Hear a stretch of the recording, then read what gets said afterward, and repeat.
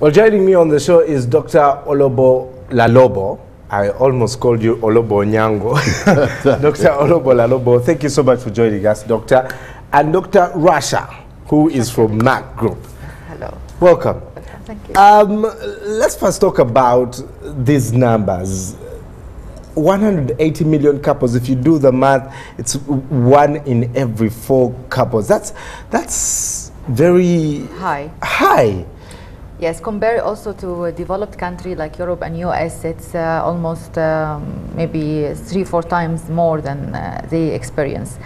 Why?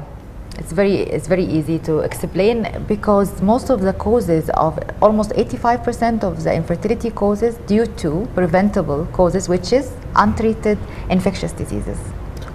Like STDs, like unsafe abortion, like genital mutation. All these untreated infectious disease, which girls or women don't know about it, don't go and treat it. They turn to infection to the tubes and the ovaries and the uterus, and they lose it, and of course it became infertile. So prevention is very important. It's critical to this. Yes. But it's 1 in every 4 couples. This is developing countries. In sub-Saharan Africa, infertility is caused by those infections, about 85%. Yes. Well, let's be maybe more specific. Uganda. Yes. How bad is it? The burden in Uganda is really centered on not only on numbers, but the complexity of the problem, because it is far beyond purely a medical problem. There's a social and economic impact as well. And then there is the imbalance between the man and the woman. We all know very well sexuality and reproduction is an equation, a simultaneous equation between the two. It takes two to tango. Yes. But when there is a problem, there is then this disconnection between the man and the woman. And of course the man is the head of the household. The man dictates the economics of the family, or even the nation. Determines the institutions and the policies and the associated culture. So women are always blamed. Yeah. So there you are. Women are left behind in this, and have been suffering silently for a long time. And we really want to highlight the expanded problem of infertility, focusing on enhancing and reducing stigma and the other associated consequences like divorce and violence. Dr. Rasha, you've done a lot of work, in Africa. What do you see happening as a result of these infertility cases? The women that you've seen, what do they go through? Yes, I'll tell you. But before we talk about this, let me just briefly say what we are doing. Yeah. As you know, Merck is the world's oldest pharmaceutical company. So we established 1668. All these years, over generations, responsibility is part of our DNA. So we are as well the leader of infertility management in the world. So that's why we see that our responsibility is to address this very sensitive issue, which is historical, because nobody else has addressed this issue before. Right. What's happening is, it's the stigma. Infertility is a stigma, and it should not be the case. We should change this culture. The women are suffering social discrimination, cultural discrimination. They are not invited even to their funerals because they are infertile. They just left alone, without food, without discrimination, violence, pushed to suicide, like the case of Bene, and sometimes killed. So we need to change that. Before even we talk about access to infertility care, we need to change the social perception of this infertility. And this is why Merck More Than a Mother campaign came to Africa, to say that women are more than mothers. Yeah. We should not actually value the woman. If she's not mother, she's not a woman, she's not valued, she's go somewhere, we don't want her. No, women are more than mothers.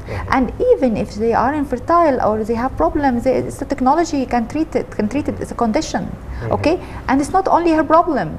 it is also male factor. So it's 50% of the causes of infertility due to male factor. So why only the woman is being blamed for it and being ostracized, and why is it's not a team approach? Why is a man and husband and wife, like the couple story we watched in the event, go together and get treatment together and support each other lovely with the community, with the family? So we want to raise this awareness about male infertility, about also prevention, about the social perception of women. Women is valuable asset for the whole society. So we should be talking about the woman, not the mother. Yes. The definition should be expanded. Doctor, what's the experience like in Europe and America, where you have also worked? Do they still go through stigma? Or it's only Africa where we see this as, if you don't have, well, the order is from school, marriage, after marriage, children, the rest, you know, yes. And people expect you to get into. I think this is an important question for all your viewers there. It's a sobering analysis, essentially, because in Europe, there is infertility. The causes are entirely different from the list of causes in Africa. In Africa, the main problem is that of infection, and it is preventable. Secondly, the Uganda and especially the rest of Africa, women are also following the general trend, which peaked in Europe several years ago. Women are staying longer in education, women are having families later. So there is infertility creeping up because women are having family much later when ovulation is not all that secure. So you could overcome infection problem, but you introduce another one by a change in having a family much later. So we want to nip that issue in the bud as well as we approach the social issue. Now, it brings me to the point of the social stigma issue. Whereas in Europe, there is a nice balance between the man and the woman. Here, the woman is at the bottom of the pit, so to speak. And everything is weighted against her. Even if she's now down underground, she will never come above ground. And that is the message we are trying to say today. Let everybody stay above ground. The man who is high up on the tower should climb down as well as come down. Because from an infertility perspective, technology can now convert a man who is infertile into a happy father. So his side of the bargain is dealt with in terms of technology. What we want from him is now to give support, active support and love to his wife and partner. We're going to look at those interventions that you're talking about, because many people may say, okay, you're talking about the solutions, what are they, how much do they cost, and it comes down to cost sometimes. You know, I was very excited the other day when Dr. Ashley was talking about mobile, you know, equipment to be used. But let's first take a look at the story of a lady called Benna. And the issue is that with infertility, it slowly evolves from a private affair to a public affair. Starts with you knowing, and then when people get to know it, you face this stigma.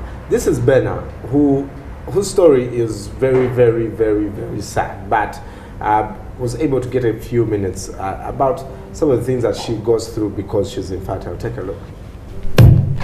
Torta ngado ketai ne umo kitatu tu betana kere. Konyi sama etengo kade kilo kiti. Konyi borolo e sama utengo kere. Ne marango kilini ka manya kengor. Tunde itodole salo agiri jengo mambo bitengo valitweni ubo tuko ke kiko da ne itunga miribore. Balaba manko ta berongin. Amusirin weje ikitose mi polo koda e jarango kere. Ajari ngo kade etogo bun.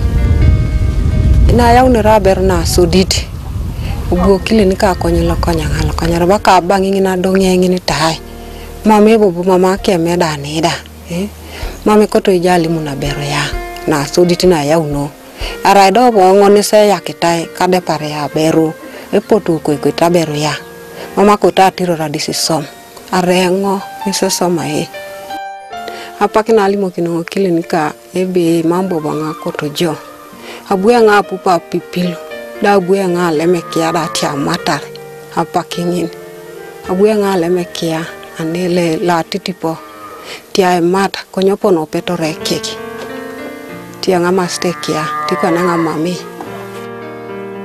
tam to stungo klinika tia kotengo bara da era ngisi nyane kadongi nyekitenge sudi konai boye anin tia stataka konye papaka bubu ngondo girtengo bala bero na mami e urie mami topolo nyane ere mami tia bero na kijuk sanin engo tiete dengo idwe tunga ni manyu take dengo apolo koto de iteji ko kitungene a pipili ja tau tioto mangena barengo dara sakita uruni koko tikwa nengo da je joko tikwa nen kade ko ketia nen tikwa nen kade ko keshomo ponengon tikwa nen kade ko kijana kinengo oponengon kati tikwa ni jana kinatangoni dwe nyoni ikecha uriaka reta wa pipilu joko nyama mete mebete jaso. That's Bena, and she can't have a child. But even away from that, the things that she goes through, you know, are quite depressing, and she wishes she could get a child. You're talking about care earlier, some of the things that can be done for couples who are not even brave enough to tell their immediate family members that they can't have children, but every time they go to social gatherings, they will have things like, can we help you? Can we go to the witch doctor to help? I know this herbalist. What is specifically the care that they can receive? I think this would, the concept of looking at this is that these couples are in an open prison. They are imprisoned and encased in this social problem. They are hampered by inability to achieve their desire to have a family. And they are visibly looking like you and I, but inside they are cutting up. And this is the problem. How do you break through this open prison? How do you change the approach and the culture? And that has to come not from the patient, but it is from the community, from the family, from her husband, giving support from when media. There is illness. And this, to me, is the essence of the issue. So the first contact is actually not me or my colleagues, the doctors. The first contact is the immediate family and friends of the person who is unwell. We come in at the secondary level to bring in the science, to bring in the support, to bring in the approach to enhance the social support that the couple should have through the established medical processes. Right. So I think that is really the nub of the issue, and I'm very glad that Mark has come with this campaign in order to galvanize this effort between the family, friends, the doctors, and nationally with the Ministry of Health. Right. And I think we ought to congratulate Mark for this very novel an idea and for the commitment to run the campaign for a period of 1 year. What are you committed to, Dr. Rasha? Yes, I actually think that also health educators will have a role in this because they are ambassadors for the community, you know. So when they talk about that infertility is not a taboo, it's nothing to be ashamed of, and it is a problem of men and women. It's not a problem, it's just a shared responsibility between men and women, between husbands and wives. This will change, plus the media, because I really think that media is a very, very important partner in this because they reach every house through the FM, radios, TV, print, online. So if they talk about this and they raise awareness always about it's not a stigma, it's not a taboo, it's just like a flu, it's just like any disease, it can be treated, and even if it's not being treated, still you are a valuable person and women should be valued properly. And of course, through, I mean, our campaign will be also raising awareness through the infrastructure of the health sectors, like the HIV prevention programs, mother and child programs, and maternal health programs. So we will have all these posters and the leaflets to raise awareness about this in the community. This infrastructure is very strong and raising education properly, so we will be part of it. We don't have to create a new infrastructure. Yes. These people are there already, they're commuting and they are communicating with people. So it's easy to integrate some messages to change. And of course, it's a cultural thing. It will take some time, but I think media, if they focus on this, it will be significant change. And we will change it. Right. We can. I like the tagline. Let's create, a culture shift. We can create a culture shift. Go to this website and to this YouTube channel and watch some of the videos.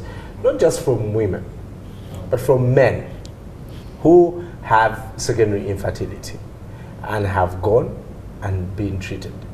Men, instead of marrying 10 wives, those children may not be yours actually.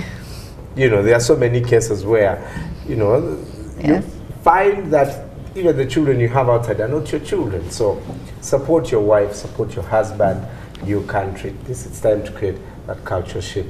In under 1 minute, there are interventions like IVF. What are the other things that can be done for couples?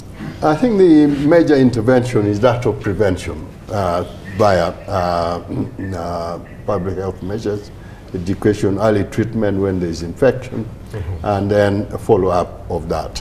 And when that has failed, intervention will come by way of support in terms of conventional fertility treatment, and if that is not possible, then you use the high-powered technology, assisted reproductive technology.